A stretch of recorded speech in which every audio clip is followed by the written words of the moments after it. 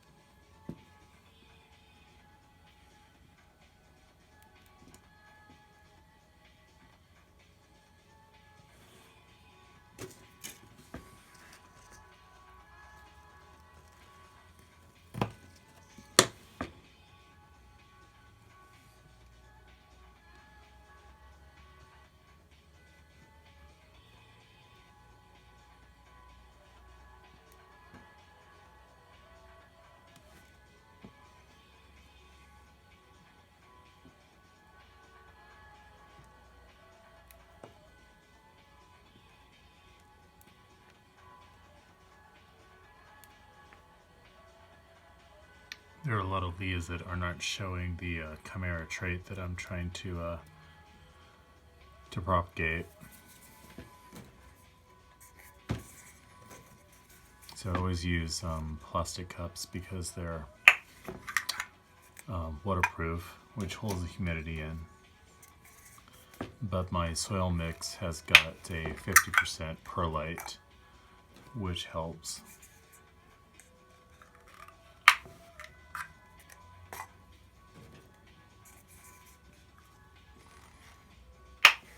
And I'm just carefully making small holes in the bottom, just big enough to tuck my wick in there. It doesn't have to be round. I don't like using heat because I don't like the smell of burnt plastic. And I just use, this is just regular crafting felt. And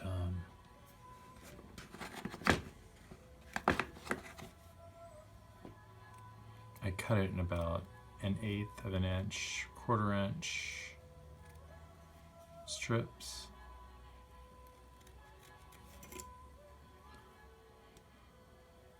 You don't really need a long wick because what I do is I set these on top of more felt, and that's where I put the water or the fertilizer combination.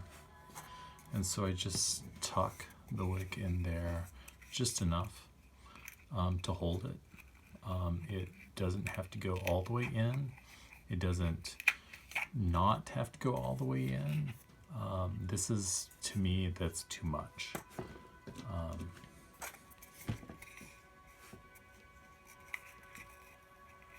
So you can really use about half of that.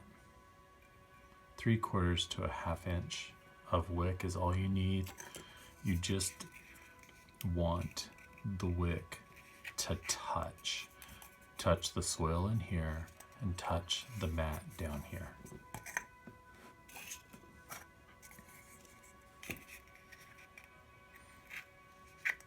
For my method. Other people like longer wicks because they use bell jars or reservoirs, and I don't.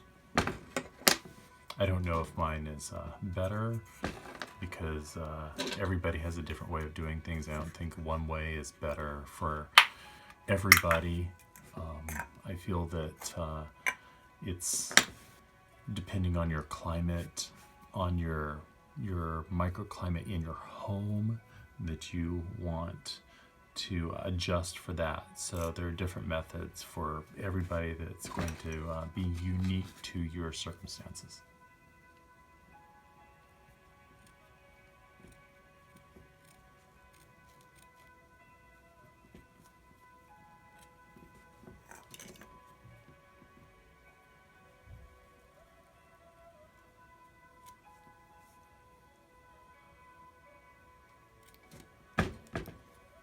And I used to measure everything painfully, obsessively, and now I am more into fast work and less shenanigans.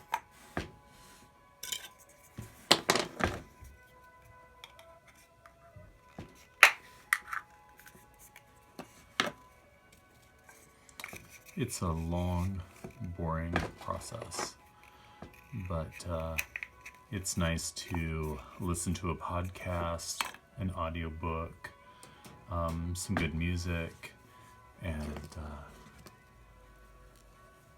just find your own zone to do all of this. I try to keep all my tools and everything in the same places. This is a new setup for me, so I don't really know where this guy's gonna go, because the only thing that's magnetic is the blade on my X-Acto. Sometimes I call it a Sloyd because I used to work in a picture framing company, and that's what we called all knives. I don't know why. So my soil mixture is made up by Penny Eggleston, which is she's super sweet, and she's got a special mixture. But essentially, you can do half peat and half perlite. I know that's not what she does, but that has worked for me in the past because you don't need soil. Because essentially wicking, you want a quote soilless mixture, and that allows you to be able to control the nutrients that are going to your plants, and you do that with the fertilizer. A little backwards there, because what I want to do is label everything first.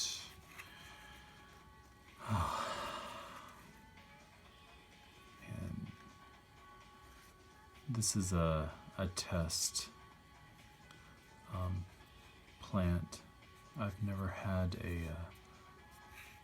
a leaf chimera show up before, so this is unique for me. What I do with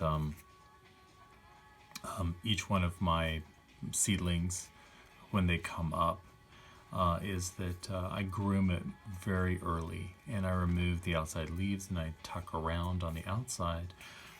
And so I'm in stage 2 of propagation, if it turns out to be interesting. So it's just a jump start for me. The leaves for this one that I propagated, none of them had the variegation. And I'm calling it a variegation because it's really kind of weird. It's not a true variegation. It looks like it's damaged or yellow. It's definitely a chimera because once I cut the crown out, I was able to save the crown, and then the rootstock gave forth new plantlets with exactly the same situation. So I've named it Cleopatra Victorious, because to me the variegation looks like a C or a V.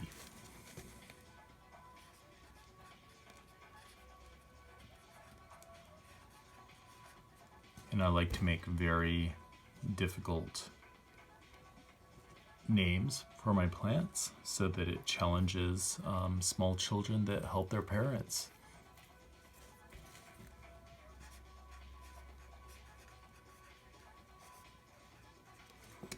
Growing up, I was heavily into the, was it Swiftly Tilting Planet? It was Madeline L'Engle, Wrinkle in Time, that was it. And it was just a book full of big words I'd never seen before. In the 5th grade, it was very challenging for me, which was wonderful. Because we are only learn when we are challenged.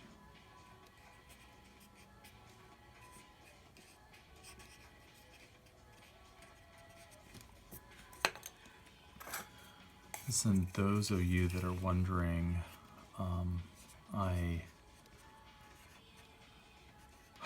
it's hard for me to write and talk at the same time because of the stroke damage. And so the two sides of my brain do not communicate well together, and which is very, very, very bizarre.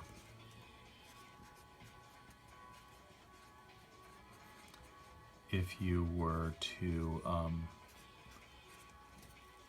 see me sitting, I appear perfectly normal. If we talk on a subject that I am familiar with, I sound very normal.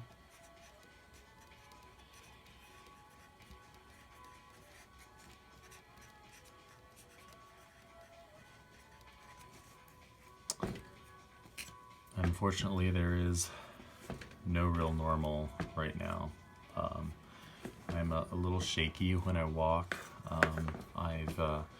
We've been able to get my blood pressure down quite a bit, but my body's not used to such blood pressure, and so I'm weak and tired and often dizzy.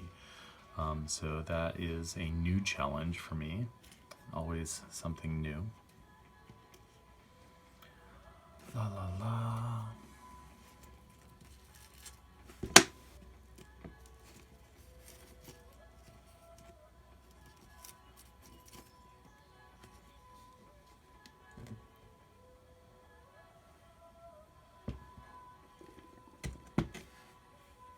All right, so that's essentially the direction we're going.